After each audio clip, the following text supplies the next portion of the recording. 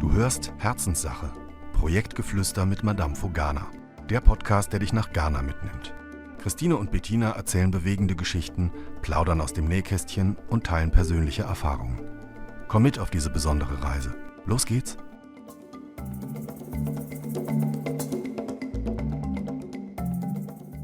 Herzlich willkommen zu Herzenssache, dem Podcast von Madamfo Ghana.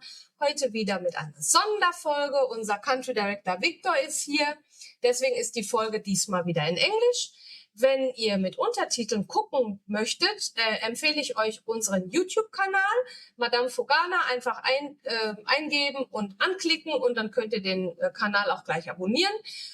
Oder auf Apple Podcasts, dort kann man auch das Video anschauen und dann könnt ihr auch einen deutschen Untertitel haben. Victor, you are welcome as usually. This is, I think, the third time we are meeting this year. Yes. So about 4 months or 5 months ago, no, it's almost 6 months ago. Almost 6 months, yes. We were doing the podcast on the outlook of 2026. Yes. And we are now meeting again because we want to share with you guys what has happened in the first 6 months of 2026. Yeah. And it was so much. We are not sure how many episodes we are making out of this podcast. We will try and keep it short and interesting, but a lot of things has happened. And once you are a fan and a follower of Madamfo Ghana, we want to take you really inside the projects and in the day-to-day activities, in the day-to-day challenges and victories. And therefore, when you talk about such things, it will take time. So lean back, relax, not when you are driving a car, then probably watch the road very well. But if you are in the house, take your coffee, take your tea. We are starting now. Yeah. V, how are you? Oh, I'm fine. I'm doing very well. You are doing well, yes, because what is going on currently is so encouraging for us. Yeah. But one step at a time. Yes. So I think the first thing I would like you to share with us is the solar project we are doing in home. Yeah. We have done solar street lamps for the children, and it may sound just nothing special, just street lamps with solar is also not something busting out new, but there's so much more to it, as usually in our case. So V, can you tell us a bit more about the project? Yeah, the project was quite good and it's really helping the home, because at first, when the light goes off these days, we all know those who are in Ghana, those who are Ghanaians, they know the light out. We are experiencing light out these days. So it's a very good project that is helping when the light goes off, the children can still be on the compound at the same time. So it's really a good project. How many lamps did we do? How many street lights did we do? We did 5. We did 5 and more are on the way to come. Yeah. Yes. We have really also a lot of requests from the shelter. Yeah. As usually, you will find the links to the projects in our show notes. But I travel also frequently to Ho, and I can just add a little bit to what you are saying. Of course, the sun sets early here, 6 p.m., 6:15, depending on the time of the year, light is off. And the challenge is that then the children will be in darkness if they want to be on the compound outside, especially on weekends and evenings, maybe where they have done their homework, they want to play a bit. We have a big football field. Everybody who is following us knows that we have a big football field. We have a lot of entertainment outside, a playground and many more. And then it's total darkness, pitch black. So, of course, if it's dark, you cannot see well. Yeah. But I think one other challenge too are the snakes. Yeah. Maybe you can let our audience know a bit about that, because in Germany, even if we see a small snake and we don't have really many or to see, then everybody's like screaming. But I think in Ghana it's different. Yeah, in Ghana it's still the same. If especially children, if they see snake, no one will go to that place anymore. It's like anytime you see snake, is something that they need to call elderly person to come and then maybe kill it. Yeah. So it's Which is actually also very sad. Yeah. But we are talking here about really poisonous snakes. Yeah. And the essence of putting it in the neighbor's garden is something that people will not consider because they fear it will, climb back. And even touching it is not possible. Yeah. So this one really helps. Yeah, it helps a lot. And anything solar also help. With solar, there's no electrical bills that you pay during a month. Yeah. So to get solar in your compound or at your home also help. So we are appealing to whoever is listening to us, whatever you have concerning to support our solar system at the home there, I think it will help. Yeah. Yeah. Something about that you also appealed, to us, we are all aware, it's like really turning the shelter into 100% solar project, right? So we have started with the solar street lights also simply because they are more affordable. Yeah. One street light is not so expensive, like turning the whole shelter into or avoiding the normal standard electric supply from the grid, the official grid. Yeah. So we have renovated also our roof completely. Anybody who is following us frequently on Facebook, Instagram, they saw that through our good Samaritans who have supported. In case you hear this, we thank you so much. We could renovate the roof after 15 years. 15 years. This is really amazing. You can ask people the way our country director is able to build. The roof has simply, it was at the end of its lifespan. And we could renovate it. And now we have made all the preparations. I think you have already prepared the roof so that in case we will get the funds to put solar panels on the roof, it's possible, right? Yes. Looking at the whole children's shelter, maybe you can say one or two sentences. We have people who listen, they like the technical aspect. So how would the solar project look like? Will there be one big panel or panels on all the buildings? Can you maybe explain it a bit? The solar system is going to be, the solar panels will be put on the roof. We are having about 5-6 blocks in the shelter. And each of them panels is going to be on it, and they are all going to be connected together. Yeah. Yes, and then we are going to assemble we are trying to avoid this battery system. Yeah. So we are going to put all the battery system in one place, and then it will power the whole facility. Yeah. Yes. So let's say it's a standard project. We also have a really good partner. We are so happy. It's a German Ghanaian enterprise, which is really good, only working with our local people here, but of course with some technical knowledge that is very important for us because the children's shelter is a little far from Accra. So if there's any maintenance that needs to be done, it's important. Yeah. Continuing maybe even a bit with the solar is the water projects. Yeah. I think, as usually, this is something that is dear to our heart because clean drinking water is becoming. That's why I'm even stuttering because I don't even know how to put it. It's becoming very, very difficult due to the Galamsey, to the illegal mining. Water bodies are polluted. Even if you drill a borehole, you might be not lucky and even get clean groundwater. So I think when I look at your desk, we have applications like half meter high, hundreds of them. Yeah. But I know currently we are doing some projects through the donations of our friends and supporters. Maybe you can tell us a bit about the current water projects. Yeah.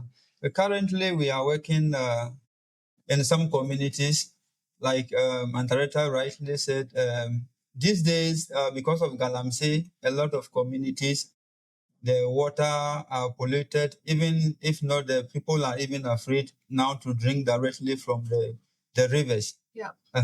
Which is not good in a way, but sometimes in the normal way or in some villages, this is what they were drinking from. But now, because of Galamsey has they have polluted all the rivers these days. So most communities are now crying to get potable water to drink. But for the sake of our dear donors, we are currently working in 4 communities now. We drill 1 borehole at Sekwa Nursing Training, 1 at Sekwa Town, that area called Akumafie, and we are also currently working at Sibrini. We are also doing 1 water project there. We also did 1 recently at Subinsu number 2. And the last one is about to come on at Jachi Ramsu. Yeah. Yes. So currently, for the sake of your help, Madamfo is drilling, giving some communities. Yeah. And this always sounds so easy. Yeah. You know, and it sounds so, of course, clean water, but there's so much more to it. To identify the communities, to go there, to partner with them, then the common understanding about how the project should develop. Yeah. Then even going there, now we are in raining season, it has really started, it becomes increasingly difficult. Like I'm saying, anybody who is following our social media platforms once in a while, I also post items concerning Ghana, Accra. Literally half of Accra is underwater. Literally half of Abidjan is underwater.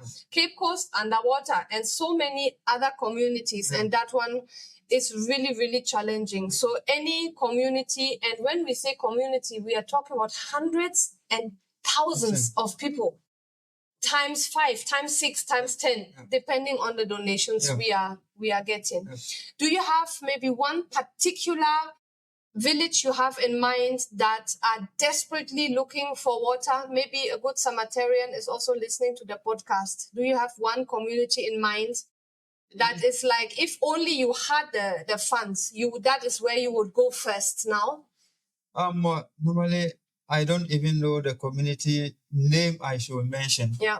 Because all the applications that we have so far, 99% of all the communities need potable water. Yeah. Yes. Yeah. So I can't single on one single community because they are all in dying of water. Yeah, I understand. Yes. But luckily, I think about last week, I forwarded you the message. One of our good friends from one sponsor who came to Ghana last year came to us and said they want to drill a borehole, do a water project in the memory of a deceased loved one. So water is something that we are doing since 25 years, and I think we are going to do it till we die, unless miracle happens. Is any of this water projects you have just mentioned, is any of that this one's solar mechanized? No, they are all the normal mechanization. Yes. Just it is simply more expensive. Yeah. You know, I mean, to put the electric, it's cheaper, but the solar is more sustainable. But of course, if the funds are not available, then we are left with no chance. Like I'm always saying, it is what it is. Yeah. Looking at all the other projects we have done so much so far, the first 6 months. What about education? Maybe you can take us along into the education project. I think we're building schools and the school feeding program, and so much is going on. Yeah, education is one of the key area Madamfo is tackling. But government is doing his part, but he cannot do it alone because the problem in the country in terms of education, if you want to mention it, we'll be here till tomorrow. You know, most communities are in dying of classrooms. You know, the school, they are not having furnitures and even learning materials. Some have the buildings, but there's no learning materials there. And currently, Madamfo is working on 3 schools. Currently, we are building almost a basic school at Apija, starting from KG1, KG2, nursery 1, nursery 2, KG1, KG2, class 1 up to 6, and then the JHS. just 1, 2, 3 computer classroom. So it's what, like 14 classrooms or something? Yeah, 14 classrooms or more, including wash, toilet, water. Yeah, it's a complete school with furniture. I wouldn't even call it a school. It's like a school complex. Yeah, yes. Because we are going to deal with children from the age of like 6 months, 7 months to a year, all the way up to 18. Yeah, yes. This is huge. Yeah, yes. And then also we are building another school also at Nutra. Which region is that? It's in Bono region. Bono region. Yeah, for everybody who is interested, check the links. Apetwa School, New Chira School, the links for the projects are in the show notes. Yeah, it's very close to Doma side. Those who knows Doma area, it's very close to it's around that area. Mm-hmm. So that one is also 6 classrooms with a staff common room and the office and store with furniture. The toilet is a complete school. Also. Yeah. And also we donated the books, learning materials in the north around about 24 schools. Yeah. 24 schools. Can you imagine? Yes. Each of it at least 500 children. Can you imagine? Because of your support. Yes. So through your support, like Madamfo is doing great and supporting the country as well. Yeah. The school materials, I think this is something I would like to really highlight because I'm also a mama. I mean, you're also a papa, but like when children here go to school and really they have no pen, no pencil, no book, no ruler, no eraser, nothing. They will come and sit down and they will listen to the teacher, all right. They can't take notes. They can't do homework. They can't do exercises. Nothing. Zero. Just, guys, let that sink in. You send your child and it can follow with the eyes and the ears and the brain, but it can't participate. Maybe a kindergarten child wouldn't mind, but do you all remember when you started primary school, or all the parents here, when you sent your child to primary school, primary 1, how, with pride, you went to the store, you bought the items which you got from the list, from the school. In Germany too, like in Ghana, the parents get a list. You read what you need, 2 pencils, 1 this, 1 that, and exercise book. And then you go and you buy it and then you pack it in the new school bag. And proudly, the small children, the big children, all of them proudly walk into school. Now imagine the child that goes and has nothing. Sometimes not even shoes. This is such a sad and bad thing that I get very emotional because I see these children and they are going and they want to learn and they're equally capable, but they didn't get the chance. And that is why we are here. And you have really, really helped some of our sponsors we are doing this 25 years. Some of them are with us since 25 years. No single amount is too small. €1 can change someone's life. And this is not just a saying, or I'm just saying it randomly. It is the truth. Here, it can change. And little school materials like an exercise book shouldn't be too much to ask for a child that already has a very difficult life. This is something I think we really also like. That's why I can see the smile in your face. This is something I know that you know how the children are jubilating. I posted some of the videos as well, how they were screaming. And just using this opportunity, I'm sure some of you you are watching our videos and all of that. Sometimes, of course, we let somebody stand at a certain point, so that the building is showing. But when we are filming our children, this is not staged. Emotions in children, you cannot. You give it to them and you will see the joy. A child that doesn't have a joy, you will see it, you will feel it. And it makes us also very, very happy, isn't it? There's one thing I just want to hear from you so that our audience will also hear it before we go to the next topic. Apetwa, the school complex, that school is on the road from Accra to Kumasi, closer to Insawam? Suhum. Closer to Suhum. Yeah. So we put, like I'm always saying, we put the website down, but anybody, we have Ghanaians listening, so you know the area. And we are happily and joyfully building, but then it came to a point when really, we started to have big challenges, and not because we are not capable, it's because what is going on here, and that is related to the wood. Maybe you want to talk a bit about the wood situation, that particular situation at that school, and what you and your team encountered. Yeah. Those who are our listeners, those who are Ghanaians, know what I'm coming to explain.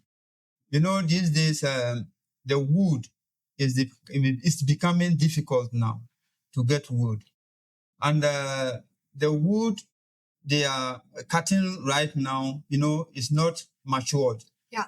So some of them are not most of them are not matured. So if you buy it and you use it, within a short time, it will spoil and you go to square one. So now it's very difficult, like, to get a matured wood. Quality wood. Quality wood that it can last for a number of years. But if you are not careful and you just buy any wood, you use it, and within a short time, it's going to give you problems. So these are the challenges that we were facing at Apija site. And I call you, and then you came with different ideas, maybe way forward, maybe what we can do in the use future to replace the wood. The wood, yes. But this is something. You are building a huge facility like that, and this is something we are standing for. Like Director Victor is saying, we will not buy immature wood. If the wood is not matured, old enough to be used, it can create even a disaster. Because if you use this for the roof and it collapses on the children, God forbid, what will happen?